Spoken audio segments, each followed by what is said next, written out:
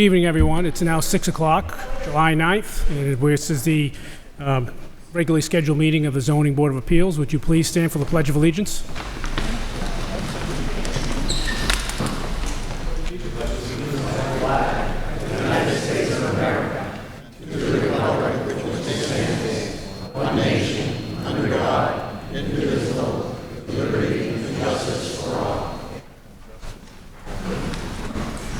Going to read a brief opening statement. This is the Board of Appeal, which is comprised of 5 regular members and 1 alternate member. The board can have up to 4 alternate members. Any decision of this board requires a 2/3 vote, so 2/3 of 5 would be 4. If only 4 members vote, the vote would have to be unanimous. This meeting is live streamed on Sandwich Community Television and on local Channel 9. The meeting is being recorded and will be available on SCTV website at sandwichtv.org tomorrow. The chair am asking you if anyone else is recording this meeting, if you could identify yourself. Being none. Okay. Our first order of business is the board reorganization. Let's see. We have... Okay. You want to read this? You should accept nominations for the chair. Yes. Okay. Okay. So, Mr. Chair, I'd like to nominate Chris Neven. okay, we have Chris Neiman to be chair of the zoning board. Are there any other nominations? Okay. Have a second? Second. Okay. All in favor? Aye. Okay. Accept. And I would nominate Chase Terrio to serve as vice chair. Okay. All in favor? Aye. Okay. Yours. Through the new chair, we just have one more housekeeping order. Again, as we do every year, the signatures for the zoning board of appeals. If each one of you could sign while you're here, and then when you're done, just pass them down. Thank you.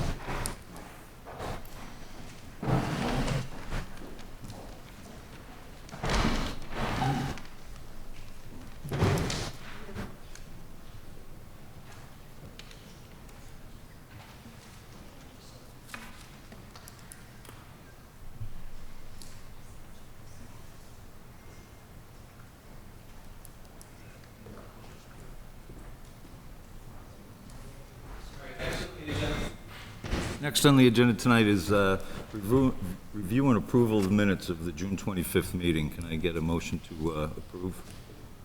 I'll make a motion to approve the minutes as written in front of me at 6:25. I'll second. All in favor? Aye. Okay. First item of business tonight is old business. It's a continued special permit for 15 Howland Lane, number 24-14, for the purpose of an animal kennel. The public hearing remains open. We did not close it after the last meeting. Eric was not at the meeting. However, he has listened to the audio tape of the meeting and has signed an affidavit to this effect. The applicant has submitted a revised narrative. She will not be here tonight. I will read it out loud at this time. It's from Kaylee Cullen, 15 Howland Lane. To whom this may concern, I am writing this letter to explain the nature of my kennel use in my home at 15 Howland Lane in East Sandwich, Mass. Since purchasing my home 8 years ago, I have kept 6 of my own personal pet dogs here and have paid yearly for a kennel license per the previous town requirements. Currently, I seek the special permit/kennel license to ensure I am being compliant with my current situation at home. This document is a revised version of my original application narrative to clarify and address any concerns raised by the board and abutters at the June 25th, 2024 Sandwich Board of Appeals meeting. In addition to my personal pets, Multiple of my current dogs are show and breeding quality. I currently have 3 Siberian Huskies, 2 Pomeranians, and 1 American Eskimo dog. Out of these dogs, 3 of them are for potential breeding, 2 Huskies and 1 Pomeranian, and 3 of them are fixed pets dogs only, Husky, AED, and Pom. I only intend to breed white Pomeranians at this time. I have a large 2.5-acre homestead. The majority of the property is wetland and wooded. My home is tucked far from the main road and cannot be seen from Howland Lane. Once down the long driveway, the front yard entails flowering perennial gardens, a koi pond, vegetable gardens, and chickens. To the back of the home, you will see 6-foot fencing around the entire backyard. This is so my dogs may use the backyard to exercise and potty safely. They are never unattended in my yard, and I dispose of any dog waste via Cavosa trash pickup weekly. Dogs are my lifetime passion, full-time job, and a hobby for me. I have nearly 20 years' experience in pet care and training and currently own and operate my dog business I founded, Cape Cod Dog Center in Mashpee, for 10 years now. At home, I intend to focus on my hobby with a personal use kennel permit. This entails showing and breeding Pomeranians and possibly Siberian Huskies on my property. My current white Pomeranian is a 2-year-old stud champion I have imported from Taiwan. He comes from a world-renowned Pomeranian kennel with champion bloodlines and is a rare color for the breed in the U.S. The cost for this dog was approximately $20,000 due to his bloodlines, health tests, and accolades. Bear with me. I intend to continue his show and breeding career here as a personal hobby and to benefit the breed. My dogs live with me in my home, and I do not have an additional kennel set up on my property. They typically lounge around the house or come to work with me in Mashpee. I do have multiple dog beds around the house, unlimited toys, etc., but I keep my 6 dogs just like the typical owner would keep their 1 dog. I consider my dogs my family and will always keep it that way. I do want to clarify that I put 20 to 25 dogs on my application as an overly generous estimate in the event that I had multiple litters of puppies in the future under the assumption of puppy counted as a dog. I have since learned that puppies under certain ages are not counted. Therefore, I would like to suggest that I will have no more than 12 personal adult dogs on my property at any time. Please keep in mind that any future dogs will most likely be Pomeranians, which are under 5 pounds as adults and generally give birth to only 1 or 2 puppies once per year. These breedings are intentional and planned, with puppies placed in homes before the breeding even occurs. Prospective buyers would be on a deposit wait list before any breedings take place. I will keep the amount of adult dogs to a reasonable and responsible amount as a small-scale hobby kennel. To clarify boarding and training, as a breeder you often board female dogs that are not your own to perform the breeding. If breedings do not take, some female dogs may stay in my home for months in order to try again when they are in heat. Dog showing entails a good amount of training. I will be training my dogs for the ring. On occasion, I also care for family and friends' dogs overnight in my home, but this is a rare occurrence and never a transaction for profit. I will not be boarding or training dogs for commercial business in my home. My homeowner's insurance is fully aware of my current use of the property, so I can assure you I am covered as far as exposures and liabilities are concerned. I would like the accusation that I am running a commercial business out of my home be disregarded, as it is not part of my application for this personal animal kennel as defined by the town of Sandwich. I fully comprehend the difference between the kennel definitions and the processes involved in applying for the correct special permits for each from years of personal experience in doing so on the Cape. I am not asking for any conditions with this personal animal kennel application outside of the town's bylaws requirements for a personal use kennel. I would also like it to be understood that the conditions and peace of the neighborhood will not be disturbed by my dog's activity, as the environment will remain the same it is for the last 8 years I have lived here. I understand my responsibility as a good neighbor and will always be willing to discuss or mediate any concerns that may arise as long as my neighbors communicate with me directly. In this process, via the Sandwich Board of Appeals meeting on June 25, 2024, I learned that one of my neighbors' legal representation apparently trespassed and violated my right to privacy by admitting on record that he illegally entered my property without my consent to take photos of my home and property. He additionally provided such photos to the board. I respectfully ask that my neighbors respect my property lines. No one is entitled to enter my property without my direct consent and knowledge. I feel violated and emotional distressed by this man's blatant admission of this wrongful act. Thank you for your consideration. Should you have any questions regarding my property or application, you may contact me directly at kayleecullen@yahoo.com. Okay.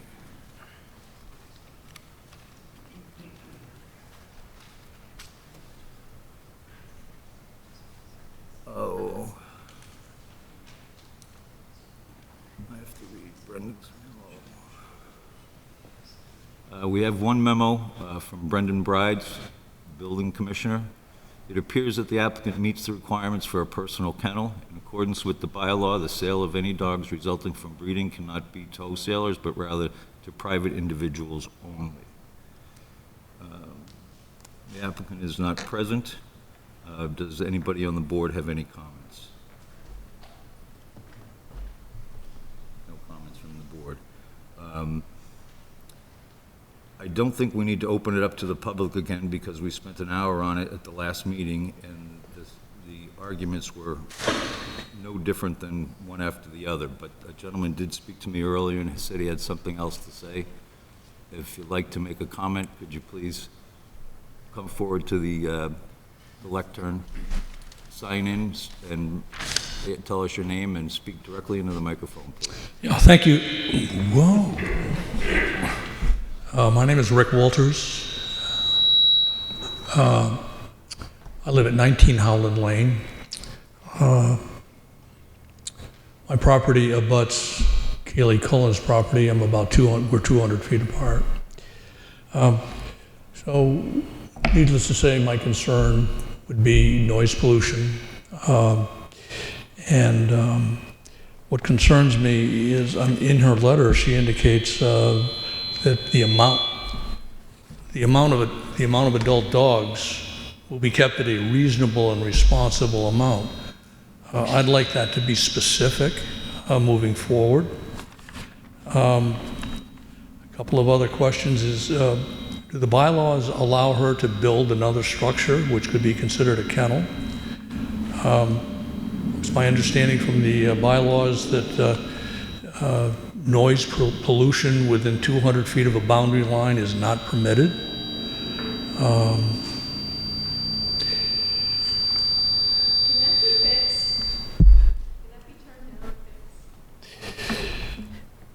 No. We're trying to figure it out, so don't. At the meeting on the 25th of June, the question was, she indicated that she would potentially be caring for other breeders' dogs at her home.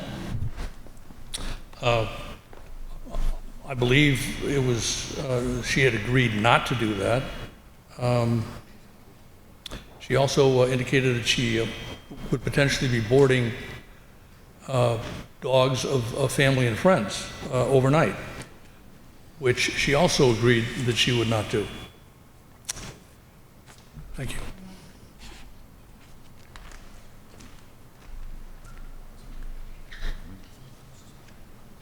Yes, ma'am. Could you please come up to the podium and sign in and tell us your name, please?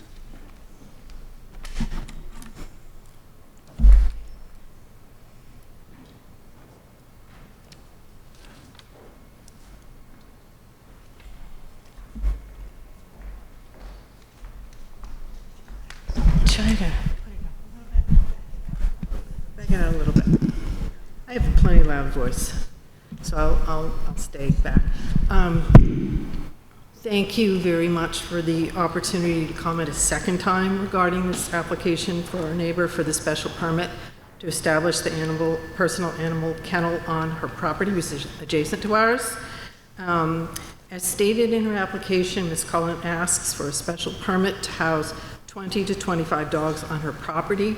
As you know, under the bylaw definition, personal kennel is described as a pack or collection of more than 4 dogs, 3 months or older, owned or kept for ownership or for private personal use. Puppies under 3 months are excluded in this definition. If granted as submitted, your unconditioned approval of the special permit would provide her with the right to board and breed 20 to 25 adult dogs at her kennel. This is a totally unacceptable density of dogs to have in one location in a quiet residential neighborhood. You've heard from all of the neighbors who are very concerned with allowing a hobby of this proportion that would be more in keeping with a commercial dog breeding facility. Your duty is to protect the special quality of this town we all call home, and in doing so, you must make a decision that is fair to the residents that would be impacted by the project. We respectfully request that the ZBA deny this special permit application under Section 1330 of the zoning bylaw as submitted. Thank you very much, Gabrielle and Stephen. And you should have a copy of my letter. Pardon me? You should have a copy of my letter in your packet. Yes, we do. Thank you very much. Very welcome. Any other questions or comments from the public? Okay. I'll move we close the application 2414 and take it under advisement. Second. All in favor? Aye. Aye. And if anyone's holding around for deliberation, we're going to move the deliberation on this till the next meeting, which is July 26th.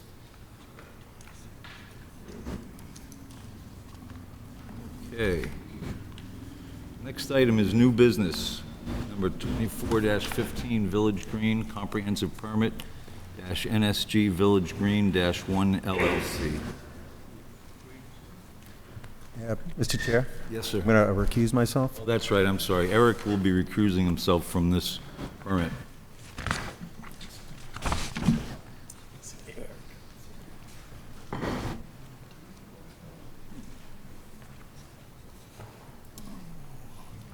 Mr. Chair, the record should reflect, record should reflect You got to read the, that I stepped down from the last hearing. We should, did not vote on that. okay. So-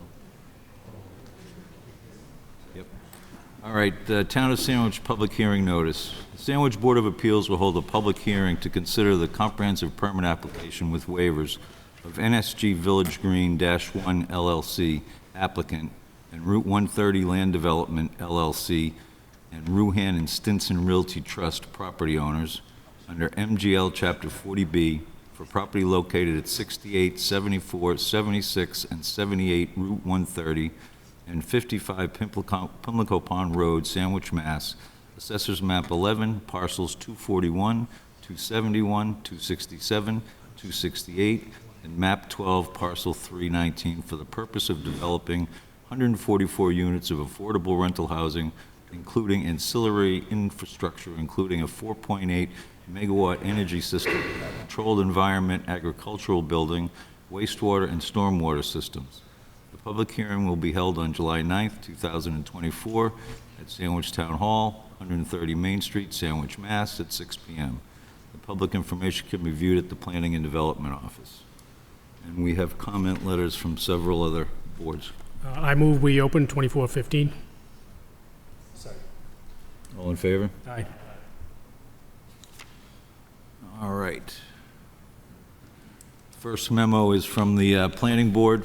At the Planning Board's regularly scheduled meeting on July 2nd, the board reviewed the comprehensive permit application and felt there was not enough information for them to comment effectively. The board will review the July 9th, 2024 Zoning Board of Appeals meeting to gather more information and submit comment to the board for their next meeting. We have a comment from Brendan Brides, the building commissioner. It would appear that the applicant has correctly calculated the required parking spaces for the proposed dwelling units. An adequate water supply will be required, as all buildings will be required to have a code-compliant fire suppression sprinkler system installed. On February 16, 2024, a building permit was issued to the applicant for the construction of a 10,000 square foot prefabricated metal building at the site in question. The building will have two side canopies to give a total roof area of about 20,000 square feet. The proposed use of the building is for agricultural purposes. The construction of such a building with the proposed agricultural use is a by right use protected under MGL Chapter 40A, Section 3. The applicant has advised that bathrooms, in accordance with the Massachusetts Plumbing Code and Title V septic system, will be required before the issuance of a certificate of occupancy for the agricultural building. Okay. Next comment is from Paul S. Tilton and Sam Jensen, the town engineers. The engineering department has received materials for the subject application and performed an initial review. Additional findings from further review will be provided at the earliest opportunity. At this time, the department offers the following for the board's consideration. Traffic.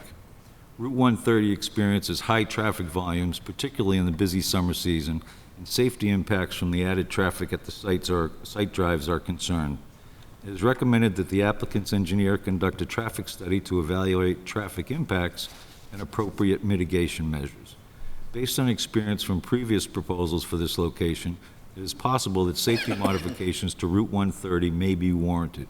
This may include construction of a turning lane within Route 130. This segment of the Route 130 is a designated scenic road under Section 15C of MGL Chapter 40, and any widening or other work impacting scenic road trees would require due process in that regard. This is an issue with previous proposals for this location. It is not clear that these elements have been accounted for in the application.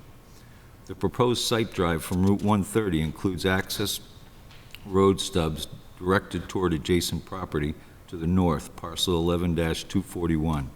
The intention of these road stubs and anticipated traffic should be clarified. In regard to drainage, the stormwater management report was just received by engineering at the time of this writing. It is under review. Comments will be provided at earliest convenience.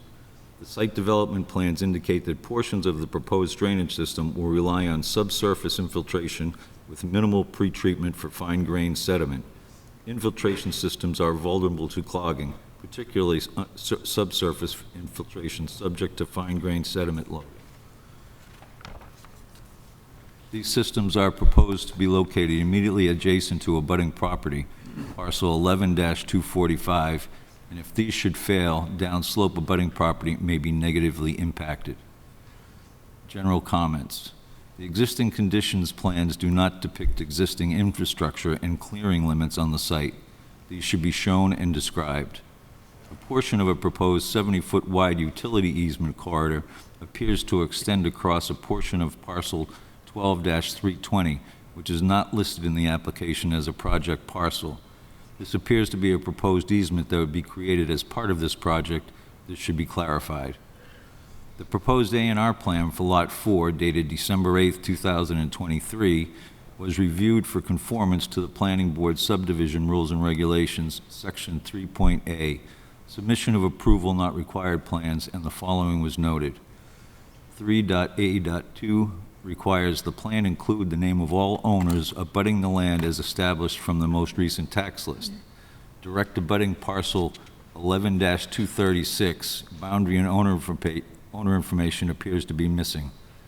Parcel 12-064 is now owned by Mahoney, Lauren, and Sean Jr. Mahoney and Lauren, according to the most recent tax list. Parcel 12-321 is incorrectly labeled 12-306.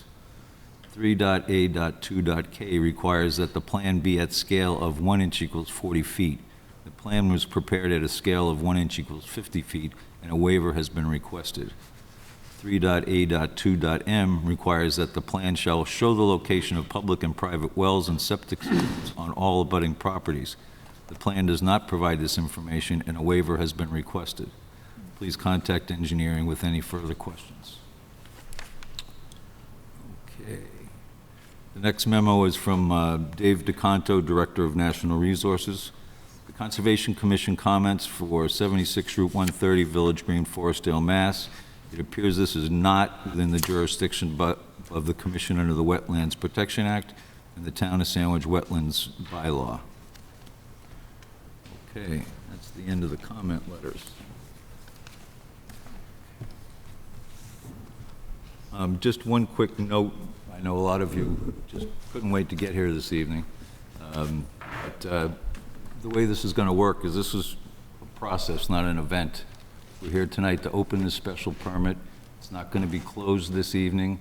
We'll take the presentation by the applicant, and then we'll open it up to questions from the public, or we will have questions for the applicant, and then we'll open it up to questions from you people.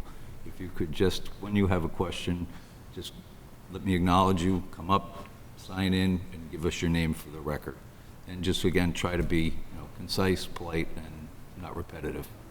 But, okay, so, There's one comment memo that we have to read to the Water Department. oh, I didn't see that one. Sorry, just one missing.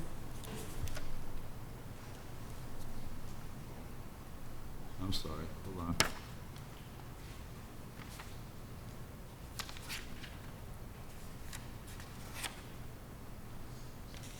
Oh, there it is, I'm sorry. One more letter. This is from the Water Department. This letter is to advise the board that the applicant must acknowledge the district rules, regulations, and fees document available online at sandwichwaterdistrict.com and returned acknowledgement receipt signed by the applicant. They must also submit a project plan including proposed water distribution system, plumbing, fire suppression system, and water demand calculations. The plans must be reviewed by the district's engineering firm at owner's expense. The Board of Water Commissioners must approve the plan before any work is allowed to begin. If there are any questions, please call the Water District office. And that'll do it. And through the chair, just one more thing. In addition to town staff present, we have from town council, we have Amy Quessel from KP Law. And additionally, we received the MHP Technical Assistance Grant. We have Judy Barrett from Barrett Planning Group to help with the board if any questions arise. All right, Mr. Fitch, are you going to make the presentation, or is Mr. Cleary? Good afternoon, good evening. I would like to begin the presentation, and then for more details, we'll pass it over to Mr. Cleary. Is my voice okay? Yes. This sounds awful loud. If I may, to appoint to the applicants in the audience, we have someone coming down to take a look at the microphones. They should be here in about 15 minutes, so I guess keep a distance and speak up. Thank you, John. I'll do the best I can. If it gets too annoying, let me know. Mr. Chair, members of the board, good afternoon, good evening. My name is John Fitch, and I have acted as local counsel to the applicant for this housing proposal. I've also served as the local contact person during the planning stages and in meetings with the planning board, with the selectmen, Mr. Vitacco, the assistant town manager, and other department heads. I would also like to introduce to you two gentlemen who are the applicant's principals and the driving force behind this proposal. Seated directly to my right, Jay Stinson and Tom Ruin. May I also set the record straight? Neither Mr. Stinson nor Mr. Ruin were ever involved with the prior failed Forestdale Village LLC project. These gentlemen together loaned to Mr. Powers the money he needed to originally purchase this land. They acted solely as a lending bank. The mortgage loan was never repaid. As any mortgage bank would do, they foreclosed the mortgage and became the owners of the property. Before you tonight is a rental housing proposal for 144 rental units configured as a mix of studio, 1- and 3-bedroom units. As a community, Sandwich is sadly behind in providing housing options such as this for our residents. Green energy and clean water features of this proposal are secondary, but in 2024, they are essential, included accessory uses, because environmental considerations compel our attention and action, and because they are not otherwise available as existing infrastructure. Sandwich is lacking in affordable housing, lacking in non-age and income-restricted rental housing options, and lacking in wastewater treatment infrastructure. And like most every other community, our carbon footprint is way too large. The local household housing issue has been studied ad nauseum. The conclusions of all studies are fairly consistent. We must do more. We must do it without delay. Cape Cod Commission just released its regional housing strategy called Housing Cape Cod and dated May 2024. It begins with this statement: Cape Cod is in the midst of a housing crisis.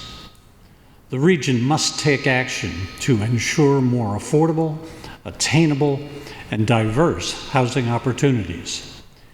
Utilizing Chapter 40B is one of the strategies set forth in this Cape Cod Commission report. In 2022, Sandwich Town Meeting adopted an updated housing production plan. Similar to the Cape Cod Commission Housing Report, the HPP says Sandwich housing is 92.4% detached, single-family, and largely unattainable for households making less than 120% of the median annual income. In Sandwich, we have very little apartment housing. In fact, between 2000 and 2019, our inventory of rental units was reduced by 169 as they were converted to owner occupancy. Quoting the housing production plan, Sandwich has a substantial need for rental housing. In 2024, Sandwich Town Meeting adopted an updated local comprehensive plan intended to guide the town's development over the next decade. The LCP sections on housing mirror the housing production plan findings on our housing shortcomings and needed response. In the section titled Targeted Action Plan for Housing, 3 of the 10 listed goals are intended to establish different kinds of rental housing. Notably, in the LCP, the town has pledged to work cooperatively with both nonprofit and for-profit developers on both public and private land to attain these goals. As you may have noticed in your staff report, it concluded with repeating this message that the town wants to work cooperatively with developers to achieve housing solutions. Regarding the environment and the infrastructure, this too has been extensively studied and reported. The Cape Cod Commission has published the Cape Cod Climate Action Plan. Among other things, this plan calls for Cape towns to, quote, facilitate investment by private and public entities to finance and install renewable energy systems and energy storage on both public and private facilities. In January of 2020, Governor Baker committed Massachusetts to an aggressive target of net zero greenhouse gas emissions by 2050. The 2050 decarbonization roadmap calls for increased use of solar generation and siting such facilities closer to the end user to avoid the obstacles associated with a woefully incapable distribution system. Sandwich is supportive of climate action as it revealed by the adoption of the stretch code here and participation in the Green Communities program. Sandwich Green is totally consistent with the state, regional, and local climate goals. You will hear how all the features of the Sandwich Green proposal respond positively to, quote, Sandwich's substantial need for rental housing, and how it responsibly responds to the challenges of green energy and clean water. What I've just reported is the context in which the planning for this proposal has taken place. Consideration for all these studies and, and goals that are formally adopted by our town, as well as the Cape Cod Commission and the state. To guide you through this comprehensive housing proposal, I'm pleased and privileged to introduce the applicant's Director of Development to carry on from here, Paul Cleary. Thank you.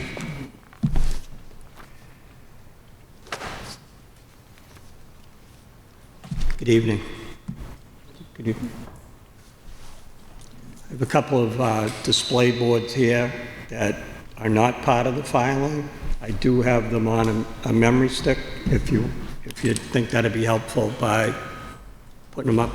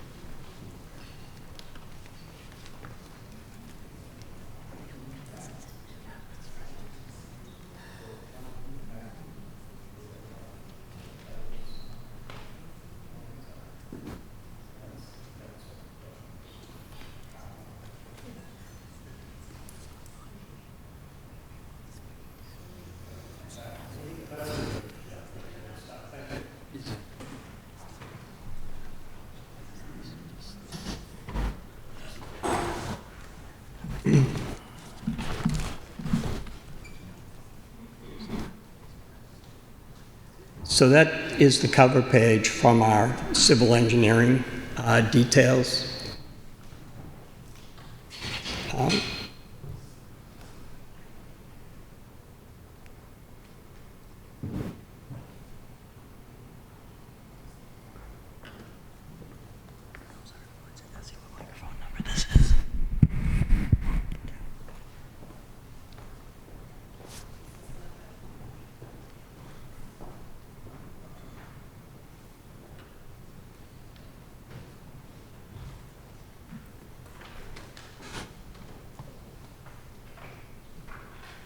Is there a particular picture you... The first picture on the cover page that kind of matched this board.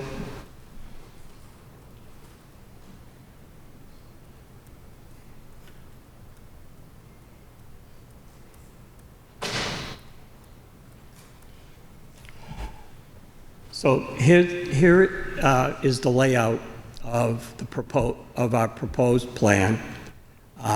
The assemblage here was originally made up of 9 woodlots that were all zoned residential 2, R2. In the fall town meeting in October 2009, the area, the front 20 acres where the housing is, was voted at town meeting to be designated as a smart growth center. So as part of all the planning that has been going on with the housing production plan and with the local comprehensive plan, we pivoted our focus away from any of the R2 land and focused on the BL1 district, which under smart growth is looking to encourage density development and a different style of housing and development than what is found in a lot of areas of Cape Cod. So the area which we would identify as 76 Route 130, we're proposing 144 units of rental housing. There's a driveway entrance. We've installed stormwater and drainage systems for that driveway. As we move forward and put buildings, and there's a stormwater plan that was in the engineering department that they have to review that stormwater plan, so that we will be studying additional stormwater than what has been installed. Basically, in this area here, there's a kettle hole, and there's a stormwater tie-in from that driveway into that kettle hole. The next thing that we really focused on, or really had to focus on, because we've been at this for a long time, we're close to 10 years on putting together the pieces to make what we believe is an environmentally responsible project and an environmentally friendly project. As John mentioned, in keeping with the outline and goals of 2050 decarbonization for the Commonwealth of Mass. But as the state is targeting that 2050 target, the stretch code has been expanded that all property with the new building permit needs to be PV ready and EV ready. So one of the things we factored into, and this is there are a lot of components that go in here, but what we had to calculate is how many parking spaces would we need, and then off of that we need to provide 20% EV-ready parking spaces, which we have designed in and around that agriculture building, which is supporting the entire system, which has been designed around an energy system microgrid. And of course, the biggest issue that has to be solved in town is what are we doing with wastewater? So we are in an impaired embayment. The Pompanesett Bay is an impaired embayment. You really have to focus on clean water, which is where we started 10 years, 5 years ago, but you now really have to focus on clean air, which is where the US EPA is moved to with executive orders from the president, is that your look and your planning needs to be integrated and driven around greenhouse gas reduction. And how do you get to greenhouse gas reduction? It's not one size fits all. You have, and the Cape Cod Commission Climate Action Plan, which is basically a derivative of 2050 decarbonization, your buildings need to be all electric, and you need to be moving towards all electric transportation.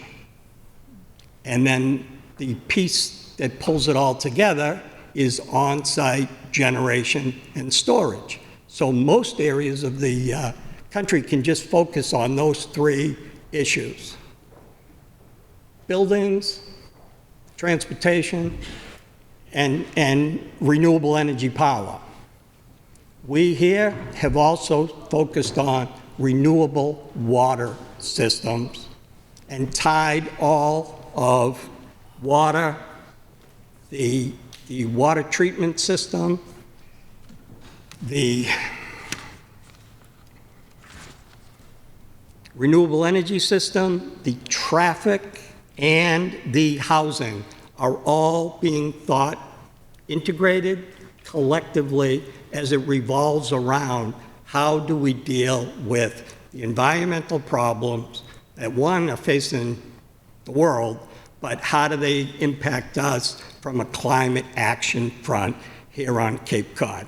So what are we doing and why? This is not your typical comprehensive 40B application, because a typical 40B application would only be here to talk about the housing. We're here to talk about the, let's call it the 40A, Section 3, Paragraph 9 side of Commonwealth's law of energy systems. If you think about them collectively and integrated, you can do a lot more to ultimately tie in financially to all these inadequate infrastructures that exist in Barnstable County. So we really had to focus, as John started, we took over a failed development. Primary reason that failed: lack of infrastructure and the uneconomic components of having to build out these very expensive infrastructure systems. Some things have broken our way in that the Inflation Reduction Act and the Greenhouse Gas Reduction Fund are targeted to affordable housing and the infrastructures that then support them. So when you pull those together in your economics, you come up with an economically viable project, and you're able to deal with wastewater issues that limit economic development in South Sandwich and in Pompanesett Bay. So that's just kind of a general overview. I know we'll be digging into a lot of those areas, and that, as a stopping point for me, I have more to say, but if anybody had any questions at that point in time, I can take a breath and move to my next part. Anyone on the board have any questions for?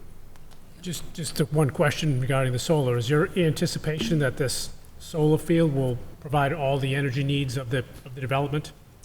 That is the plan, correct. So with our electrical engineers, with Eversource, and with all the studies that have now been done with ISO New England and DPU, it's a balancing of load and generation, and you tie that together. So that has been sized to handle self-sufficiency on site under the microgrid design. And I noticed under the microgrid, you're proposing energy storage.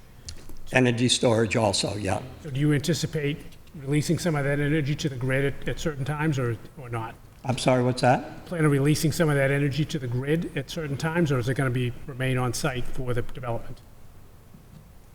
It should stay on site. But the permit process of DPU is that it does tie in to the central grid. So as we progress towards some of a decentralized grid, it would be totally cut the cord, self-sufficient. But law doesn't allow it that way. It ties in through the ISA process to the poles. So there's a probably $100 million capital improvement upgrade being done to the transmission and the distribution and the substations right now. by the ratepayers, and this is part of how do you pay down that debt that the ratepayers took on, that when, like the town projects for Forestdale School and Oak Ridge School and the high school and the golf course, they're all part of the same ISO New England DPU study. All those projects are basically behind the meter, but they're tied into the central grid. So there will be an interconnect, as you mentioned. Yes. I believe in one of the waivers, you were requested a waiver from documents that relate to the utility interconnect. Is there a reason for that, or is it just for timing? I would say that it's more a waiver that what we're doing doesn't quite fit to the zoning. There's a lot of things that we're doing that the zoning booklet speaks to something, but it doesn't quite fit in the bucket. For example, the wastewater treatment facility, that's a state permit, and it would be reviewed locally, but there was really no reason to have that in the zoning booklet. The way I see the zoning booklet is with 40A, Section 3, Paragraph 9, you have an overlay district down at the power plant, and your R2 districts allow for special permit at a planning board, so you're really just focused on health, welfare, and safety when you put this together, but the state interconnection process is where all the detail of how do you handle the electron flow. Thank you, sir. I have a quick question on the sewage treatment. Have you designed a sewage treatment plant at this juncture? Yes. And have you applied to the state for the groundwater discharge permit at this point? We have not. And our staff alerted us to the fact that the town of Sandwich has entered into a cooperative agreement with neighboring towns which require a no net nitrogen standard. Yep. Has the plant that you've designed, does it meet the no net nitrogen standard when you take into account the development on the site? So that's a two-part to me, is that, no, it is, you can shake your head, but I'm going to give you the answer. No net zero and no net nitrogen, that's the goal of what we've designed. And our equipment will handle that. We can be no net nitrogen, and the way that we're going to focus on that is by starting with water reuse, which keeps most of the water in a system rather than flowing into the discharge. So it's a different approach. We've been working with this on multiple years with Mass DEP. We just have not submitted the application yet because we, at different times, thought we might be part of the town's plan moving forward with that SOAR. We're at a point where we can decentralize it and handle it all on site, or we could connect with whatever would go towards the base if there were ever a sewer line. So, I think during this process we'll get more clarity to that. But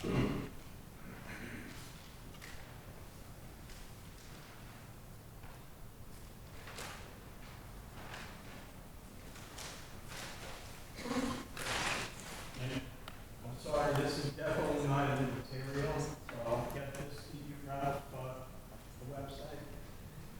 But one of the first things that we did is we studied the R2 district because it's really the highest point in the Pompanesett Bay embayment. And as the engineers kind of say to me, the solution is dilution, that you start by fixing the problem at the head of the watershed. And so we, let me see in my notes here where I did this one. So we first said, hey, let's study the area as a large-scale wastewater effluent discharge system. What result would that give us? So Steve Smith, I think a lot of people have run across Steve because he does a lot of work over the base, but he has Geohydrocycle Inc. That's his work And if that land area were to be used for effluent discharge, it could handle a discharge up to 1.6 million gallons a day.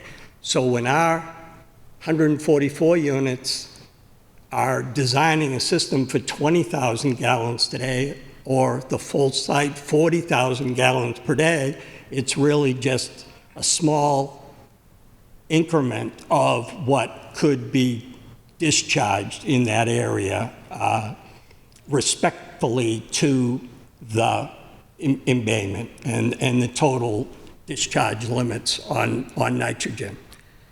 So then the next thing that we looked at was what equipment can get to this no net nitrogen, and we settled on Eneru System, which is a company out of basically Toronto, Canada, that when they're done processing the wastewater, it's really ready for reuse. So when we file with Mass DEP, the first thing we're going to file is a reclamation water project, and then whatever our discharge is going to be. So the more you can stay away from discharge, the cleaner you can keep the embayment. So right now we just have Title V septic systems that are kind of a unmanaged process. This will manage it through equipment. So your housing is going to be designed, and they're going to use recycled water? Is that basically? Not in the housing, no. Not in Or landscaping and for the farming, the agriculture use that comes with the landscape plan. Okay, but the number of bedrooms and things of that nature is what typically generates your nitrogen, is it? So it's going to be a 20,000 gallon per day system to handle that layout. Is it a denitrification system? I don't know. I mean, typically, I know that if you're going to remove nitrogen, you install certain denitrification equipment that. It's all in the Eneru system. So the front to back on the equipment. So really, wastewater is an equipment problem. It's not really the problem. We're just putting in bad equipment when we do it Title V. Even if it's innovative and, an innovative system, it's still going to be a fail rate to a certain extent, and it's layering on top of what's already an existing problem. Here, we're trying to keep it as clean as we can with the equipment so that and if we're putting water into the discharge, it's clean water that starts with this solution, this dilution. And we're, lucky that we are not in the water protection of the sole source aquifer. We're not in that area, so it's a little easier to discharge water in this area than other areas of Salt Sandwich.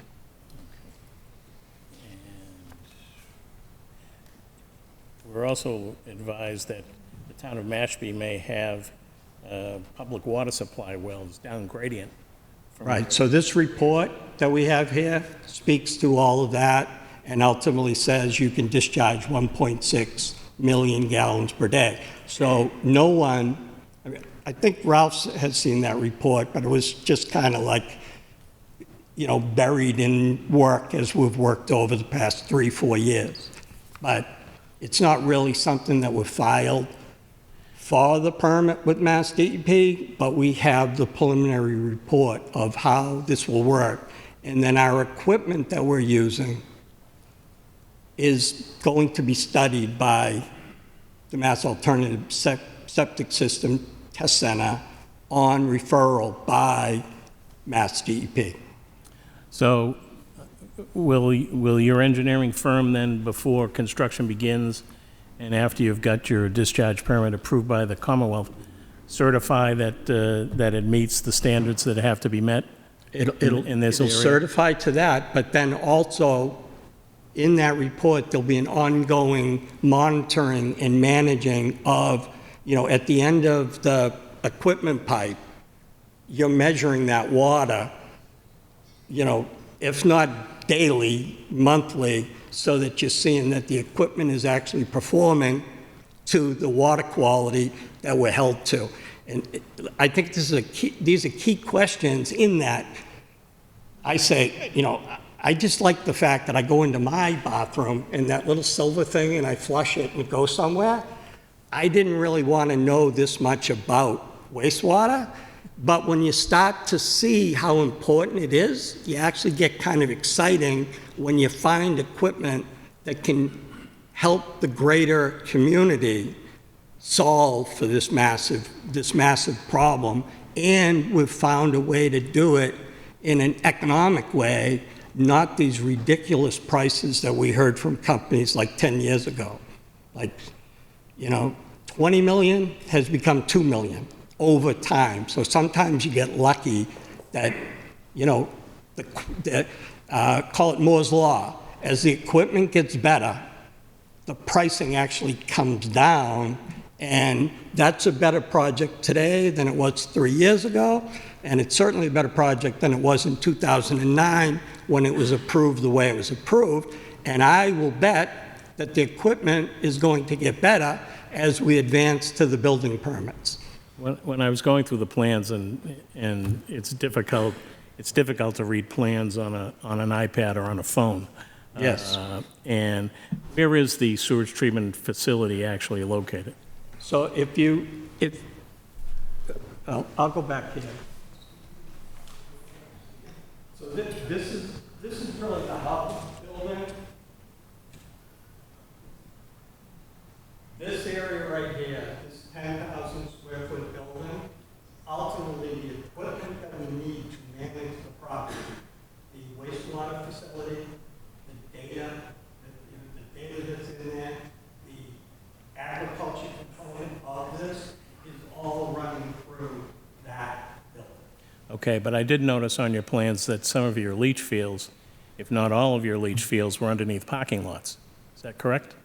I think what you're looking at in that area, in that parking lot down there, that was the stormwater and drainage field. No, I was looking at the backside of the larger building up front. Kind of this general area. No, I'm looking at the buildings. That area, that's where the leaching area is. That's the stormwater drainage down here, and there's some stormwater drainage in here. So the facilities that I saw on the backside of those residential structures are stormwater facilities? There was, yeah, right. And that, to me, that's still a work in progress because I don't like all the way they laid out certain things over there, like the retaining wall. So that's an area I have VHB focused on to make corrections to what Merrill did. Because one of the concerns I would have is impact on abutting properties in that regard. Right. Because, I mean, it looks to me, from what I see, is most of the development relative to the housing is all on a 7+ acre lot, and you've got 33 acres to work with out there, and you're not putting any of that stuff, for all practical purposes, on the acreage that is not part of the 7 acres.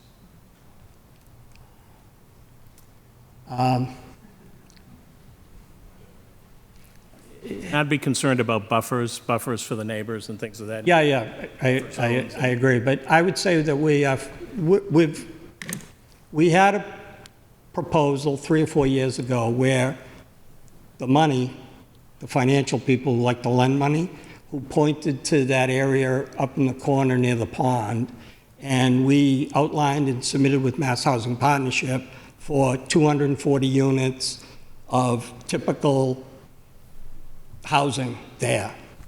And the more that we're focused on this, and the fact that this 20-acre parcel up front, 78 and 76, our residential development will always be focused on this 20-acre of BL1, and we see that back area with the energy system and with that wastewater system and with the effluent discharge, if there is effluent discharge, it is focused to that back 45.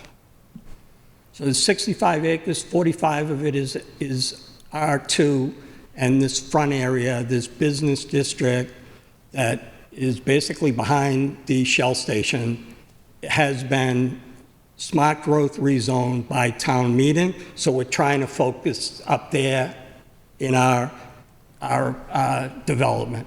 So I did note that, you have to establish a limited dividend entity to own and operate the project. Correct. And am I correct that when I was looking at the documents, and, you know, it wasn't the easiest thing to go through, does the limited dividend entity that you formed also own the land out back where the solar and the rest of the accessory structures are located? So right now, the land out back is owned by Rowan and Stenson. The R2 area is all owned by Rowan and Stenson, and the front area is owned by Route 130 Land Development. So that BL1 district, but Route 130 Land Development is Rowan and Stenson. So legally, the paperwork has to flow to how do you put together the district. We really see the infrastructure side of this being a nonprofit, think condo association, that these are the infrastructure services that you need to have in place to then support the limited dividend organization housing. So ultimately, it's probably going to be held in two entities at the end of the day, but it could be held in one. Okay, I guess that's something that we'll have to clarify with our council as to whether or not something like that is actually doable or allowed. It's done, just for clarification, it is done up at Mashpee and in New Seabury, that the wastewater system is in a collective nonprofit entity that services. Sure, I understand Yeah, that. so that's basically New Seabury is not a 40B project. New Seabury is. Well, it was at the beginning. I don't think so. Way back in the 70s when that whole property was developed, the 40B, it was an open space development. Right. I'm not even sure 40B existed back at that time. It did. 69, it Neither here nor there. existed, but That's neither here nor there. I guess that's all I have for now. I may have a few more later on, but that addresses some of the concerns that I raised. Could you, if I could you speak more to the agricultural building? It appears as though its actual use is the sewage treatment is what it's for. You mentioned agriculture. I would divide it into, one, we've already permitted that building with the building department. So it is going to be used for the agriculture components that are part of the farming of the landscape plan. Solar voltaic systems are on top of basically blueberries and various type of farming. So that will be the transport center for that. Is that there was several comments regarding outdoor amenities within the development, including an outdoor kitchen, a gathering area, community garden, natural walking trails. You mentioned agriculture within the PV area, but it appears as though that's fully fenced off and not accessible to either residents. Fenced, that area, which is approximately 25 acres, Yep. is fenced off. Yeah, and it's required to be fenced off for protection, but that doesn't stop our access through our gate, which would be located up there at the top next to where that building's located. Meaning residents? Who will have access? The management Okay. team of the property. Is there, outside of that PV fenced-in area, are there any other outdoor amenities associated with the development? The typical amenities that you would find in a neighborhood, and then, like I tried to say earlier, that area down towards the pond will be kept in its current state, which is made up of walking trails right now. Meaning the adjacent parcel Yeah, this part. with the water frontage is, that's being preserved? Okay.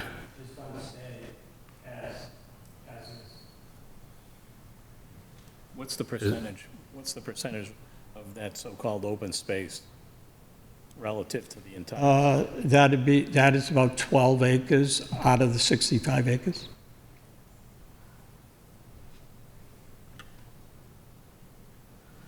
Will that remain open space in perpetuity or just for the foreseeable future?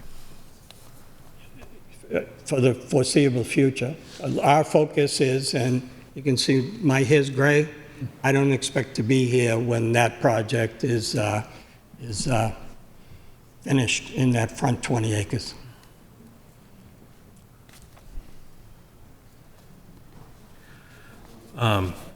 With respect to some of the parking, and I appreciate the comprehensive review with balancing electric vehicles and the demand and trying to pull it all together. Yeah. There's a lot of moving pieces. I'm stuck on the PV acreage. It appears as though all of the electric vehicle charging stations are in the parking lot at the sewer Yes. treatment plant. How does someone access those if you live there? I would hope that they could walk 100 or 150 feet to their car. So typically, the way EV charging works is different than the typical park your gas car. You want to find your space and park your gas car. You want to put out, back in the city, you want to put out your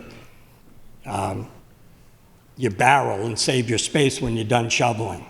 So the front parking lot area is designed for that traditional car. Over time, by 2050, those parking spaces could also be EV. But most people who have EV, they want high-speed charges, and they want to pull into a parking space and charge, and 20 minutes, 40 minutes later, they're off, fully charged, and they're off and running. That's how EV works, which is not how the building code and the stretch code are set up. The building code and the stretch code are set up that for every parking space you have, you must have 20% of that be EV ready. So we've decided to locate it where someone can just go and charge and move out. So truthfully, if it wasn't for like the parking density, you wouldn't need as many parking spaces in that front area, and you could kind of tone down that front area and have more open space. But I think it's 2 spaces per unit, so that's what that front area depicts right now. Where's the front? I apologize. Where's the front area? Well, the When you say front area? project is 76 through 130. So you Okay. see parking spaces all over that. That means 2 parking spaces per unit, 288 parking spaces, which Are there any EV charging it can be. stations? Okay. We put all the EV parking up in that area because installation-wise, if you put them all in one place, it costs you less than spreading them all out. And I just to clarify my point, and it's something we may have to revisit, but I'm just not clear how a resident, if they are not able to access. They can't, no. Okay.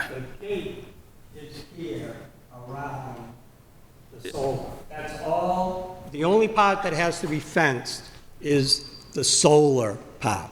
There is no gate around that building. Cars can go in and out of that space and charge, sorry.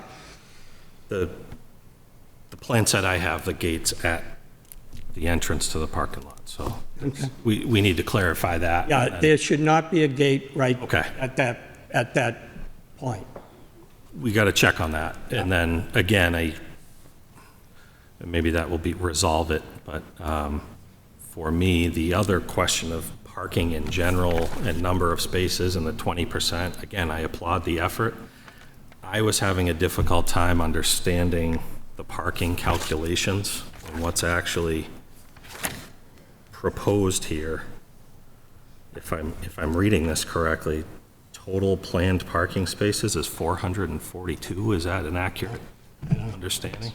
I don't know where that is in there, but No, there's 144 units, there's 288 parking spaces in this general configuration, Okay.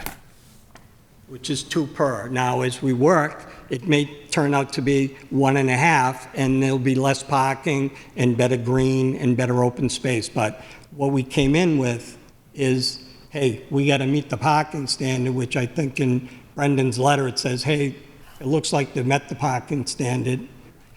And now, Yeah, now we're trying to meet the stretch code by having 20% EV-ready parking spaces.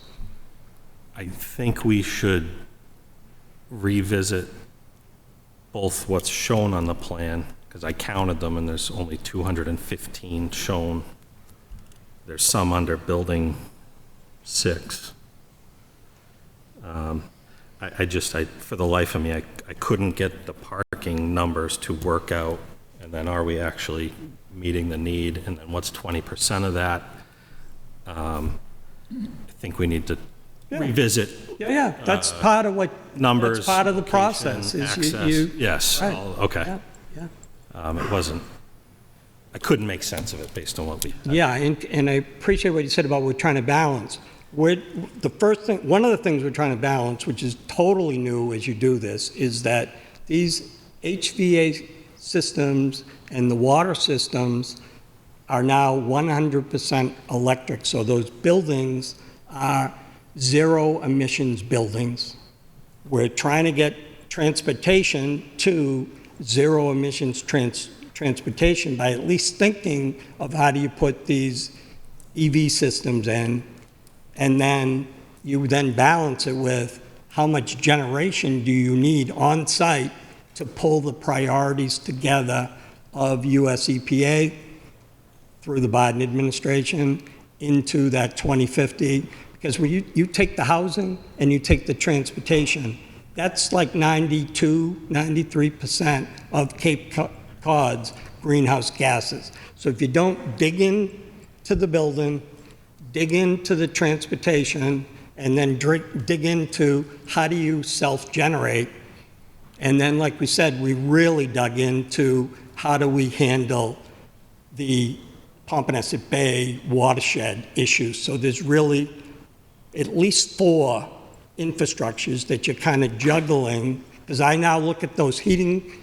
cooling, and water systems in the buildings as infrastructures as part of where we want to be as a Commonwealth by 2050. So I don't think there'll be too many people standing up here and saying the inside of your building is actually part of an infrastructure, but it is. The easy thing would be to just carry the gas line and turn them into regularly gas-powered buildings, but the Commonwealth is moving to this specialized code. I think we're up to 15, maybe 18 communities have left stretch code, and they've gone to specialized code. And that's probably, I'll back up. We used to have the base code, then they brought in the stretch code, now they're bringing in this specialized code. Specialized code, no gas. You cannot have gas. So we know that's coming as designers and sustainable designers. So the earlier we start thinking about those things, like do we have too many units of EV? I say 20% of the spaces have to be EV ready. I go to Stop and Shop, tell me how many handicapped spaces they have. It certainly isn't 20%. So somebody got overzealous in that definition of what EV ready means, but that's now the stretch code is that. And you'll see components as we review this and go deeper into it, you're gonna see that we're looking at this as how does Barnstable County meet the specialized code, because that's the only way we're gonna solve for the 92 to 95% of our contribution to greenhouse gases. So I know that's off the track from EV and what we did with EV, but it's part of this balancing. And as John said, our goal, we've been at this for 10 years. We're not in a hurry. Our goal is to find what works for the community. My only last question was with, and I think it was raised in some of the comments, but it appears there's roadway stubs to that adjacent parcel. And there's been a desire to better understand traffic impact. If there is plans for that, is it reasonable to anticipate traffic load as part of this comprehensive traffic regional impact study? Yeah, so this property, and I've now gone back in history, this property has been reviewed for traffic flow and pattern, and I'm not talking in 2024 because the traffic flow and pattern needs to be reviewed for 2024. But this board approved that original 148-unit housing development with a traffic study that Randy Hart of VHB did. That was November 11, 2009. I started by saying it's obsolete. I'll give everybody that. We then, when we took the property over in 2015, we focused on this mixed-use area of smart growth, and we came in with a 7-lot subdivision under the subdivision bylaws. And we had a January 29, 2016, Vanessa did that study. And then when we were planning to do the 240 units on the pond, we studied that entrance at Pimlico Pond in May of 2020, which is Vanessa Associates, and we currently have Randy Hart of VHB on this traffic study, and we'll be studying the traffic flows in July and August. So we're not looking at November or February and say, oh, let's adjust them back. No, what is happening in 2024 with traffic flows, Randy will be studying. I get, will that? Yeah. He hasn't put his little measuring sticks out there yet.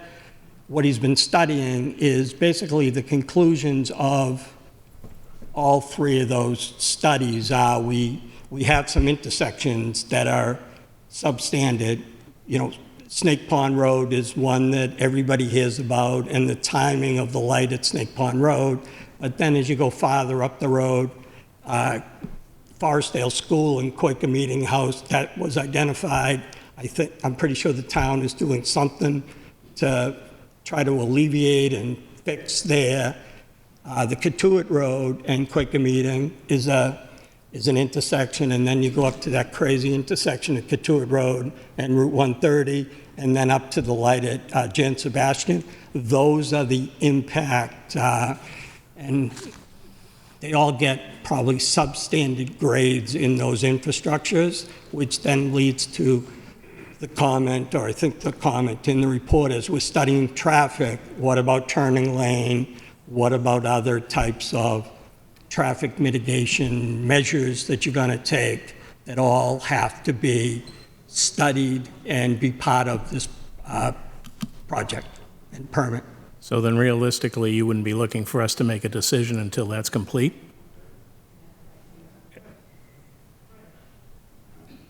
If that's a question to me, I would say yes. My only last piece of that would be, is there consideration given to pedestrian flow? Because I know in your plans you propose sidewalks out to the street, which is great. Yeah. One suggestion would be a sidewalk between the smaller parcel and the PV parking area. Yeah. I don't believe there's a sidewalk there for those 50 or so people, but the existing sidewalk on Route 130 is on the opposite side of the road.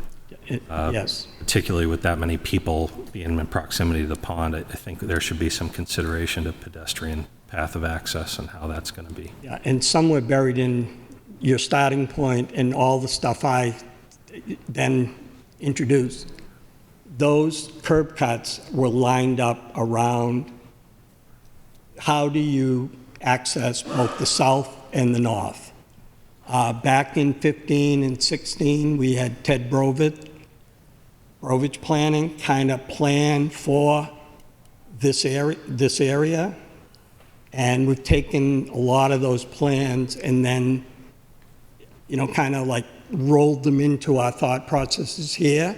So we were really very excited, that Judy has, joined the conversation to help the community on, planning, because it's a continuation of the work Ted did years ago as part of local comprehensive plan, and then planning of what might go on this, at the time, 75-acre parcel of land, but which is now a 65-acre parcel of land. So how do you take one of these large lots and responsibly develop it? And that's our overarching goal of really what we're trying to do here. But by braiding in all of these considerations, not just the typical, call it chew and screw, or I call it chew and screw, of just, I'm going to get my housing and I'm going to go. No, you have to deal with these environmentally sensitive issues, and I would say the retreat from the pond is part of us hearing, thinking, and changing things to kind of get something that fits. Thank you.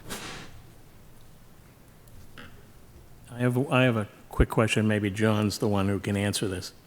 When I was looking at some of these plans that were part of your presentation, there are a number of so-called existing paths that run through these properties. Has anybody ever determined whether or not anybody other than the owners of this property have an interest in these existing paths, and whether or not they have an ability to use these existing paths, and if so, what accommodation can be made for those who might have an interest in these existing paths to continue to use them? So we have focused, again, I'll come in, we're focused on opening up paths that were generally leading through here. So these neighborhoods kind of come out of this street and walk this path, and it seems like these neighborhoods come out here. I don't see many people using that part of the path. It's more out of the back neighborhoods that seem to use the paths. And I already said there'll be 19, 20 acres of land out there that will still have these existing paths. We're not planning on shutting those down. Do we know what those are, John? Do we have any idea what those existing paths are? I don't know exactly where they are, but I can tell you that I've looked at some of the titles and seen no indication of any lawful rights of way, any easements. And since this process, going back to the Forestdale Village, in all the publicity, to my knowledge, nobody has stepped forward. It's been 15 years. Just something that I've come across in years gone by, so I just wanted to see whether or not it had been looked at. And it's always something to consider. But I apologize, but through the chair, all speakers, if you can, speak into the microphone. Sorry. Thank you. I appreciate that. Sorry. I'd just say that lawyers have their ways of smoking out people with claims to use paths that really have no claim, no legal claim. You put a pile of dirt out there to block it, see who screams. You make sand or you announce things. In the time I've been associated with this, I've seen no evidence of anybody with lawful rights. Was there any thought of to follow up on what Chase had talked about in terms of access to electric vehicle charging, was there any thought to putting some of the solar above the parking areas? Yes. And you decided it wasn't appropriate?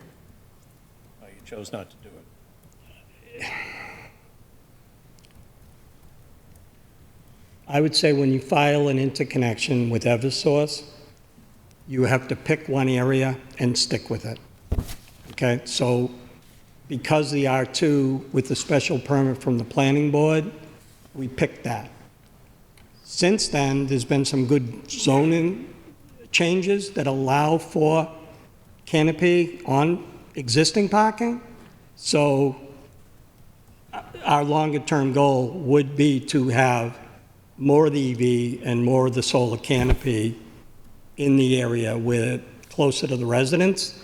But as we were putting this together, the zoning in the BL1 district doesn't allow for it, whereas the zoning in the R2 was special permit with the planning board. So to bring it to ISO New England and to bring it to DPU through Eversource, you kind of had to pick that area, and that's what's been studied. That study's been going on since 2019, and it's not a study on that specific system since 2019. It's a collection of all the systems in Barnstable County, went through an ISO New England transmission study, then they went through the 2075, which was the distribution lines and the substations, and now, for the past 2+ years, 2255 was who's going to pay for it, what capital improvements are we putting in place, and that DPU study wrapped up in May, and the expectation is that the official ISAs for a project will be issued by August, maybe September. And once you have that, you're always in communications with Eversource. So really, once they've identified what's going on with that pole, they shouldn't care whether it's ground mount, roof, or canopy. They really shouldn't. But I can't answer that until they tell me what it is they want to see. Thank you.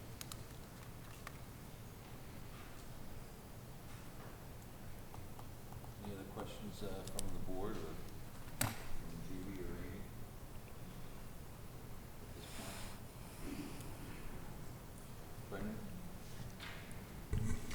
Brendan? I just had a question on the agricultural building. So a building permit was approved for the building because an agricultural building would be by right use under Chapter 48. But my understanding is it's going to be used for processing blueberries. Is that what I heard? Or? It'll be part of the larger agriculture system that's on the 45 acres. Okay. And what would be the other parts if that would be just part of it? Sorry, what's that? What would be the other parts if that's just part of what the building would be used for? Oh, well, it will be used for the water reuse system, which then, as reused, that water is being used basically on your landscaping systems and on your farm, watering, your flowers and your blueberries. And then your excess over that gets discharged.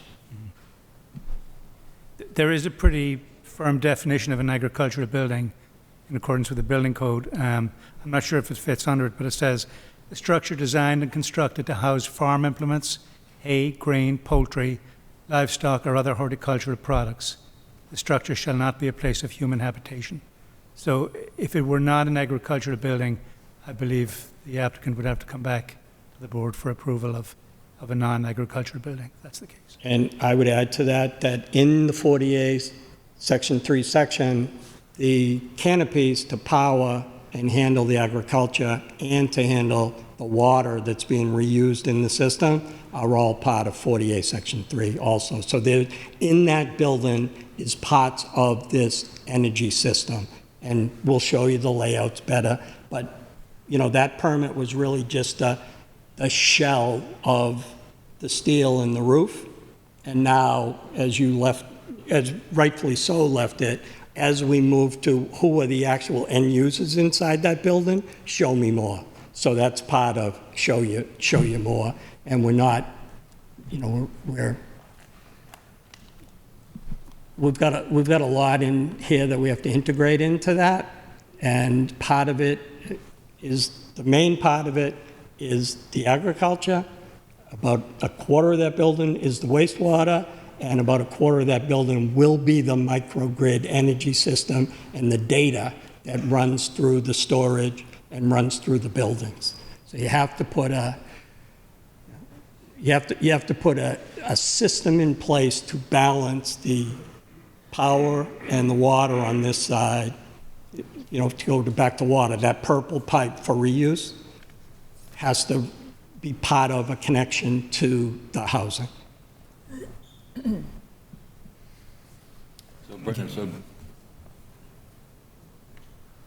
So in your mind, he may need a new building permit based on the use that's actually going to be in the building.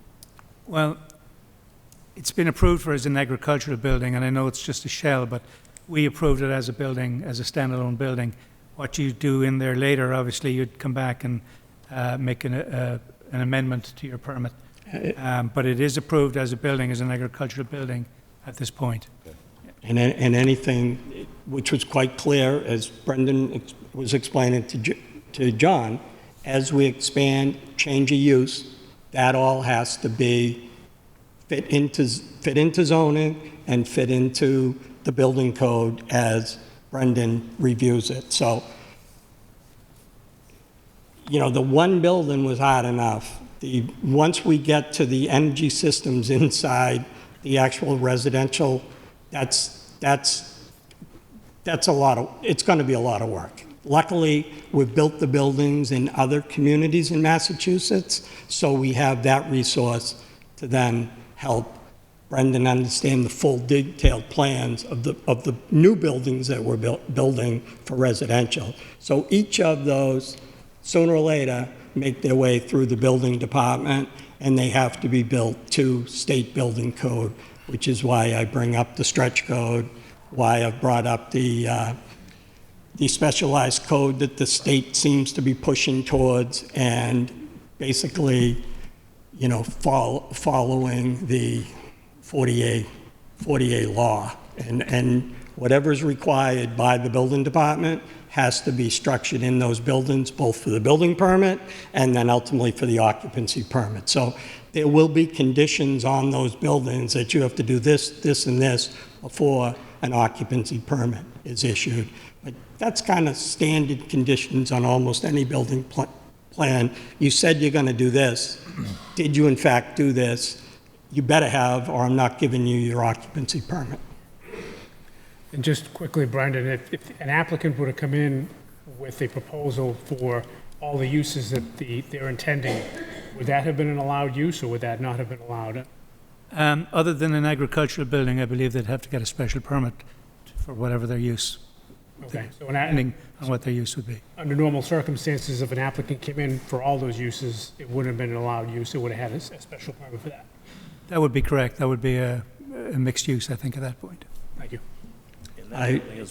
Not to be, but it was designed to be a 10,000 square foot building because that would be a building that, you know, stays under, which everybody seems to do, tries to stay under these Cape Cod Commission thresholds, and then it would be in the zoning booklet, what are the allowed uses? So is it an allowed use?